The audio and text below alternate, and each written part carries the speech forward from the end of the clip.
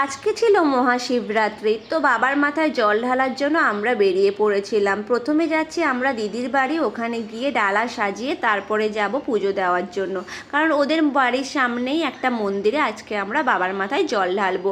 Ready হয়ে সবাই মিলে ওয়েট করছিলাম কখন বেরোবো, কারণ এবারে মহাশিবরাত্রি এসছে বিকাল 5টায়, তো ভাবছিলাম একটু দেরি করে যাব, তাহলে হয়তো মন্দিরে একটু ভিড়টা কম পাবো।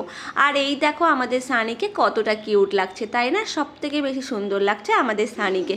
তো রেডি হয়ে আমরা সবাই মিলে বেরিয়ে পড়েছিলাম। দেখো আমরা বিল্ডিংয়ের বাইরেও চলে এসেছি, আর যেতে যেতে ভাবছিলাম বাবার মাথায় জল ঢালার পরে আমরা অনেক ফটো তুলবো, অনেক ভিডিও করব, কিন্তু কপাল যে এতটা খারাপ হবে আমরা ভাবতে পারিনি, কারণ মন্দিরে এতটাই ভিড় ছিল যে আমরা ফোনটাও বের করতে পারিনি। কি আর করব, আমরা এইটুকুই ভিডিও তোমাদের সাথে শেয়ার করলাম, আর কিছু করার নেই। তারপরে আমরা বাবার মাথায় জল ঢেলে এসে দেখলাম যে দিদি আমাদের জন্য কত কিছু রান্না করেছে, লুচি, ছোলার ডাল, পায়েস, আরও কত কিছু। টাটা।